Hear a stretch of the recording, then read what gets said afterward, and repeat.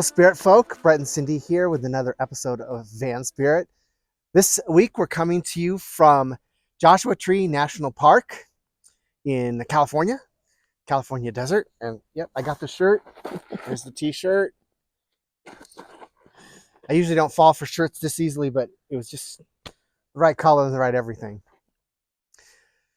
So we're here in Joshua Tree, and we're just taking a breather after the Rubber Tramp Rendevzvous that we talked about in our last episode, and we needed a breather. It was a great experience, and it was exhausting. 5,000 people all crammed into a parking lot and a baseball field, basically. Yeah. Coming and going, and more vans and campers and converted buses than you can ever imagine.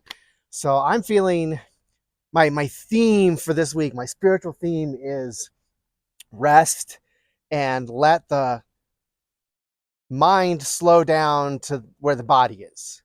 Because my body's exhausted, but my mind's spun up. And so that's just the thought for the week of sometimes your mind and your body are on different paces, especially for an introvert like me who gets really overwhelmed with all those people and excitement, and and my body gets drained and drained and drained. Now, this week, I'm letting my body calibrate with my mind. So simple, but hard to remember sometimes. Oh, yeah. Yeah. So as Cindy and I were driving up to these rocks, the first thing we were trying to figure out is why this campground, what's the name of it? Indian Cove Campground is completely separate from the rest of the park.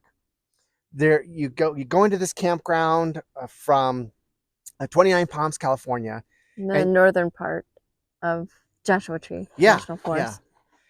Yeah. And you can't get anywhere else. And then it came to me and it's really interesting. You're driving up and you see this wall of rocks, and as you get closer and closer and closer, the rocks start to pop out in 3 dimensions, and you realize that there's just layer after layer of rock. And the campground is, you drive through like this little cove of rocks.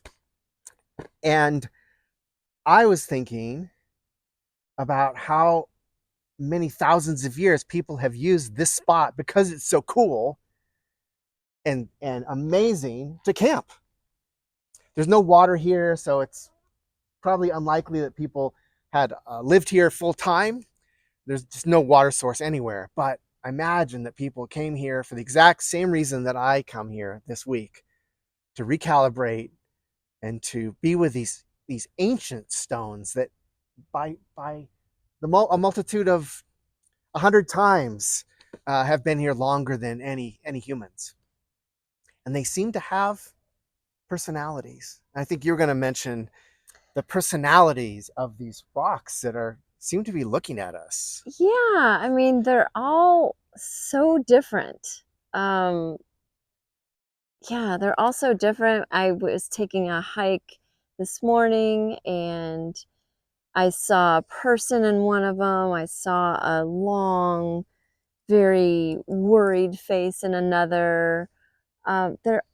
And none of them look alike. I mean, from a distance, it just looks like a bunch of rocks piled up on each other. But up closer, you see more personality coming out. And I just wondered, like, how long they've been here, how long it took them to become this form, and what animals have made homes in them. We were on a walk together with Rizzo and saw 2 ravens perched up on top of one of them, and it looked like they were talking and looking down at us. And so it's just, yeah, it's just a lot of history here. And it feels like an old place. It does. Yeah, it does. And the nightlife must be amazing. Not human nightlife, but animal nightlife, because there's not just little bit of evidence of bobcats and mountain lions and other there's a ton of it. Like there are a lot of big cats in this campground, Hmm. and of course there would have to be jackrabbits and the whole food chain too. This morning, Right. the first thing we opened our window and saw a roadrunner right outside our campground, just hopping along. I saw jackrabbits.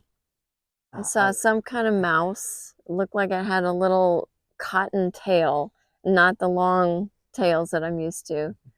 Yeah. Yeah, and a little pro tip: come here during the week if you can get away.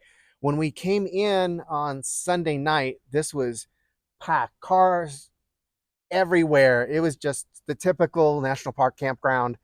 And this morning, everyone cleared out. It's literally empty except for mainly rock climbers who are coming in during the day to do bouldering, and it's been kind of cool. Most of them are families. Have you noticed? Like Yes. Yes. parents teaching their little kids, to climb up these amazing rock faces. Yeah. And so that's pretty much it from Joshua Tree. That's again a national park you don't want to pass up. Just every one of these gems is so unique and amazing to come and visit. And so Yes.